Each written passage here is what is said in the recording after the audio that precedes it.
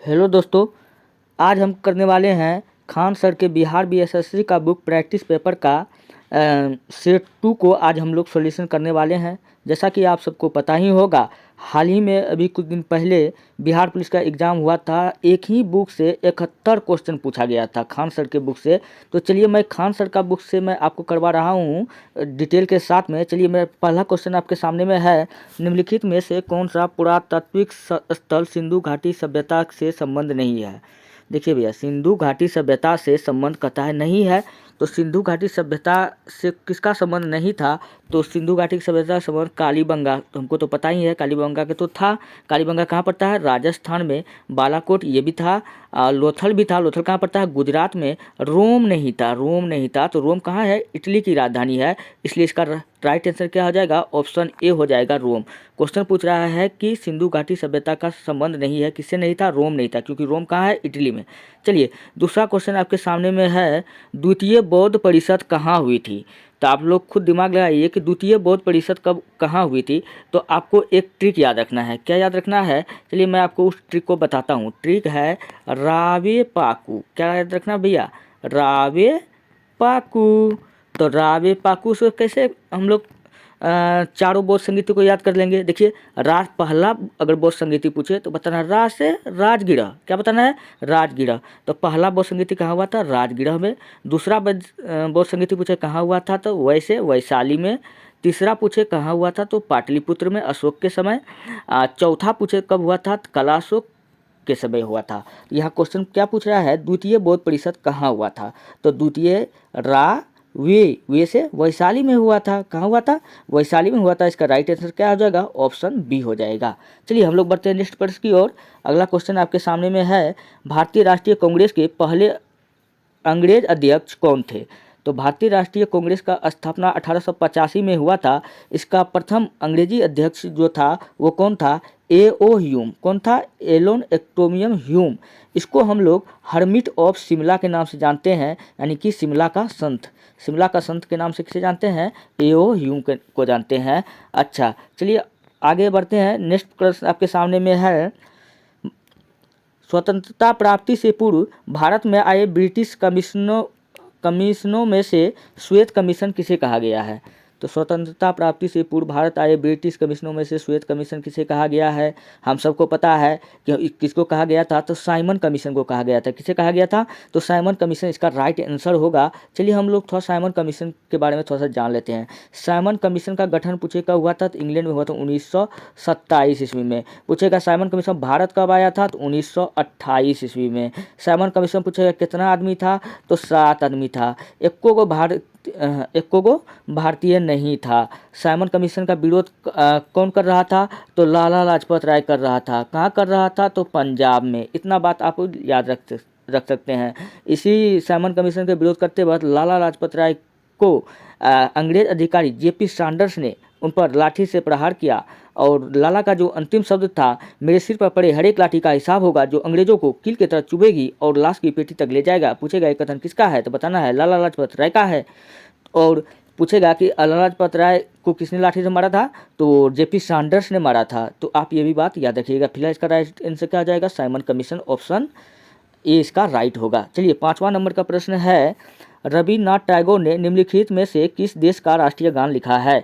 तो देखिए भैया, रविन्द्रनाथ टैगोर जो है भारत और बांग्लादेश दोनों देश का राष्ट्रीय गान लिखा है। तो यहाँ पे भारत तो ऑप्शन में दिख नहीं रहा है, तो बांग्लादेश दिख रहा है। क्या दिख रहा है?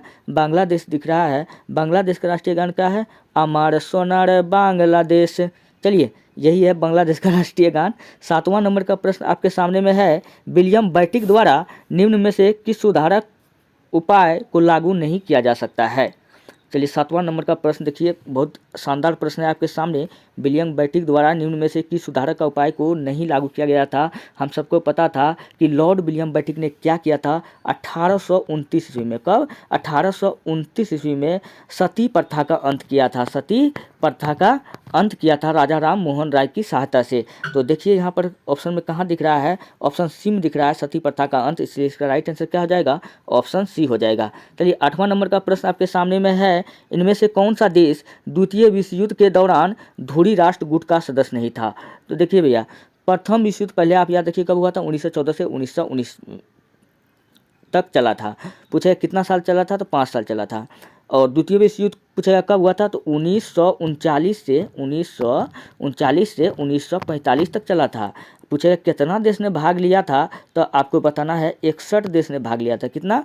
और पूरा विश्व जो था इस युद्ध में 2 भाग में बट गया था। एक को कहा गया था मित्र राष्ट्र और एक को कहा गया था धुरी राष्ट्र। तो यही क्वेश्चन हमारा पूछ रहा है कि धुरी राष्ट्र का सदस्य नहीं था, तो धुरी राष्ट्र का सदस्य जर्मनी था, जर्मनी भी था, इटली भी था, चीन भी, जापान भी था। ये चीन नहीं था। कौन नहीं था? चीन नहीं था। इसलिए इसका राइट आंसर क्या आ जाएगा? ऑप्शन सी हो जाएगा, चीन। चलिए बढ़ते हैं नेक्स्ट प्रश्न की ओर। शिकागो में 1893 में विश्व धर्म संसद में किसने भाग लिया था? तो हम सबको पता है शिकागो में धर्म सम्मेलन में किसने भाग लिया था, तो वो लिया था स्वामी विवेकानंद ने। किसने लिया था? स्वामी विवेकानंद। और स्वामी विवेकानंद को हम लोग कहते हैं तूफानी हिंदू। पूछेगा तूफानी हिंदू किसको कहा जाता है, तो स्वामी विवेकानंद। चलिए नेक्स्ट प्रश्न की ओर बढ़ते हैं। अगला प्रश्न आपके सामने में है, डैश डैश डैश को संविधान सभा का उपाध्यक्ष चुना गया था। संविधान सभा का उपाध्यक्ष किसे चुना गया था, तो संविधान सभा का जो उपाध्यक्ष था वो किसको चुना गया था? वो चुना गया था एच.सी. मुखर्जी को। किसको चुना गया था? एच.सी. मुखर्जी। इसका ऑप्शन डी राइट होगा। वही पूछेगा संविधान सभा का जनक, संविधान का जनक किसे कहते हैं? बाबा साहेब अम्बेडकर को। चलिए 11 नंबर का प्रश्न आपके सामने में है, डैश डैश डैश को भारत के संविधान का वास्तुकार माना जाता है। भारत के संविधान के डिजाइन पूछेगा किसने तैयार किया था, वास्तुकार कौन था, तो आपको बताना है भीमराव अंबेडकर। कौन बताना है? भीमराव अंबेडकर, B.R. अंबेडकर। अच्छा, इसका पत्रिका का नाम याद रखिएगा, मूकनायक। क्या था? मूकनायक। अब भीमराव अंबेडकर याद कीजिए तीनों गोलमेज सम्मेलन में भाग लिया था। चलिए आप इतना बात इनसे याद रख सकते हैं। और भीमराव अंबेडकर और महात्मा गांधी के बीच में समझौता हुआ था। कौन समझौता हुआ था? पूना समझौता। चलिए ये तो पहले बता चुके हैं। बढ़ते हैं नेक्स्ट प्रश्न की ओर। अगला प्रश्न आपके सामने में है, भारतीय हिमालय क्षेत्र की सबसे ऊंची चोटी है। तो सबसे ऊंचा चोटी जो भारत में जो है वो कौन है? कंचनजंगा। कौन है? कंचनजंगा। इसलिए इसका राइट आंसर क्या आ जाएगा? ऑप्शन ए हो जाएगा। थोड़ा सा हम लोग जानते हैं माउंट एवरेस्ट के बारे में। माउंट एवरेस्ट जो है विश्व का सबसे ऊंचा चोटी है, सबसे बड़ा पहाड़ है। पूछेगा माउंट एवरेस्ट क्या है? विश्व का सबसे ऊंचा चोटी है। अच्छा, माउंट एवरेस्ट की ऊंचाई कितना है? 8850 किलोमीटर। कोनो बुक में 2848 किलोमीटर रहता है। तो आप घबराइएगा मत, कोई दिक्कत न है। दोनों रहे कोनो रहे तो क्या दिक्कत है, हल्का सा ऊपर नीचा चलते रहता है। और माउंट एवरेस्ट को नेपाल में कहा जाता है सागर माथा। क्या कहा जाता है? सागर माथा। चलिए बढ़ते हैं नेक्स्ट प्रश्न की ओर। नेक्स्ट प्रश्न आपके सामने में है, गोदावरी नदी का उद्गम स्थल किस राज्य में है? तो गोदावरी नदी भैया, गोदावरी नदी का उद्गम स्थल पूछेगा किस राज्य में है, तो इसका राइट आंसर क्या हो जाएगा? ऑप्शन सी हो जाएगा, महाराष्ट्र। किस राज्य में है? महाराष्ट्र में है। चलिए ऑप्शन 26, क्वेश्चन 26 है, कृष्णा नदी जल विवाद से संबंधित राज्य कौन सा है? तो कृष्णा नदी जल विवाद से संबंधित राज्य कौन सा है? ऑप्शन 1 है महाराष्ट्र, कर्नाटक, तमिलनाडु। ऑप्शन बी है महाराष्ट्र, आंध्र प्रदेश, तमिलनाडु। ऑप्शन सी है महाराष्ट्र, आंध्र प्रदेश, कर्नाटक। ये तो होगा नहीं, ये दोनों तो नहीं होगा।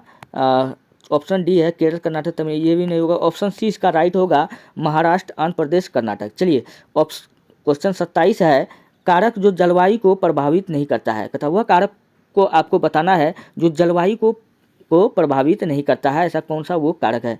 ऑप्शन 1 में है अक्षांश, बी में है समुद्र दूरी, ऑप्शन सी है पृथ्वी की परिक्रमण करना। इसका राइट आंसर ऑप्शन डी हो जाएगा, पृथ्वी की परिभ्रमण करना। चलिए 28 नंबर का प्रश्न है, काली मिट्टी को हम लोग किस नाम से जानते हैं? तो भैया काली मिट्टी को हम लोग रेंगुर मिट्टी के नाम से जानते हैं। किस नाम से जानते हैं? तो रेंगुर मिट्टी के नाम से जानते हैं। इसका ऑप्शन ए बिल्कुल राइट होगा।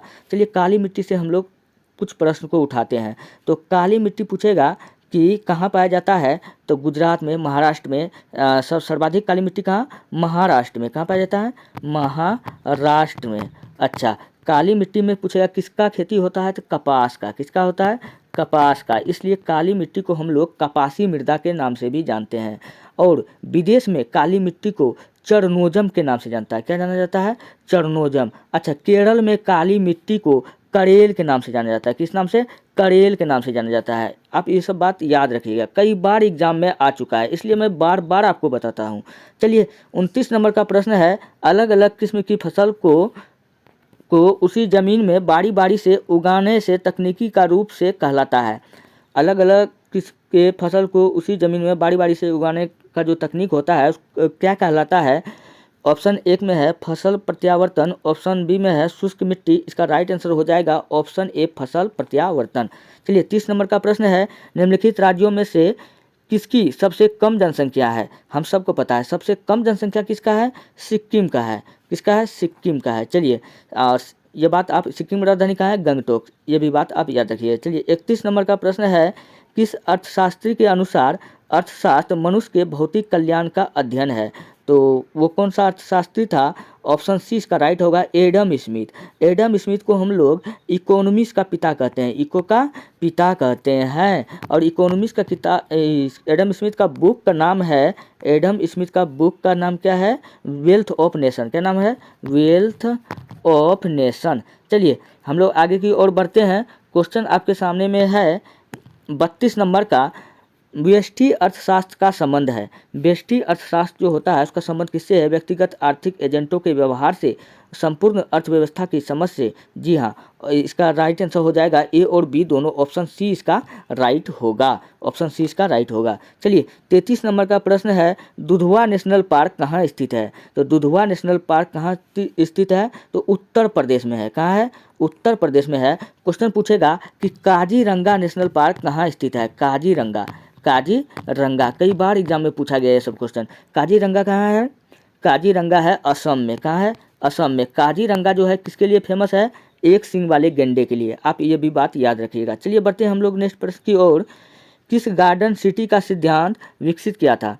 किसने गार्डन सिटी का सिद्धांत को विकसित किया था?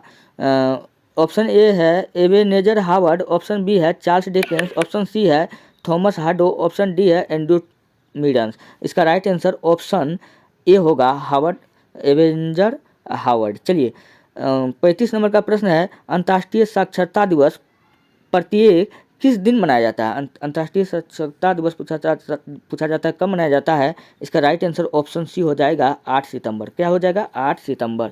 चलिए हम लोग आगे की ओर बढ़ते हैं। 38 नंबर का प्रश्न हो गया। 36 नंबर का हो गया।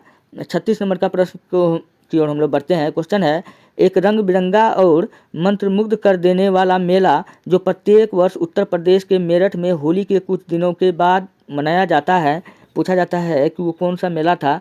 वो मेला कौन सा था दोस्तों? वो मेला था नौचंदी मेला। कौन मेला है? नौचंदी मेला। कुंभ मेला नहीं लगाइएगा। चलिए 37 नंबर का प्रश्न है, जेनेटिक कोड की खोज किसने की थी? प्रयोगशाला में सबसे पहले कृत्रिम रूप से बनाया था। किसने बनाया था? हरगोविंद खुराना। किसने? ऑप्शन बी इसका राइट होगा प्रोफेसर हरगोविंद खुराना। चलिए नेक्स्ट प्रश्न की ओर बढ़ते हैं। 39 नंबर का प्रश्न आपके सामने है। क्वेश्चन कहता है 39 नंबर का प्रश्न क्या है? 39 नंबर का प्रश्न है, श्वेत रक्त कणिकाओं का मुख्य कार्य है पोषक तत्व का वहन करना। और देखते हैं क्या सा है ऑप्शन में। ऑप्शन में है संक्रमण से लड़ना, ऑप्शन सी है ऑक्सीजन का वहन करना, ऑप्शन डी है बल प्रदान करना। तो जो है इसका राइट आंसर क्या हो जाएगा? ऑप्शन बी हो जाएगा संक्रमण से लड़ना। चलिए 39 नंबर का प्रश्न है, पौधे में पानी और पोषक तत्वों के परिवहन के लिए संवहनी डैश ऊतक को कहा जाता है। देखिए भैया, पौधा में जो पानी है ना, जौ से जाइलम, जौ से जल। पूछेगा कि पौधा को जो प्यास लगता है, पानी जो होता है कौन पहुंचाता है? तो जाइलम पहुंचाता है। जौ से जाइलम, जौ से जल।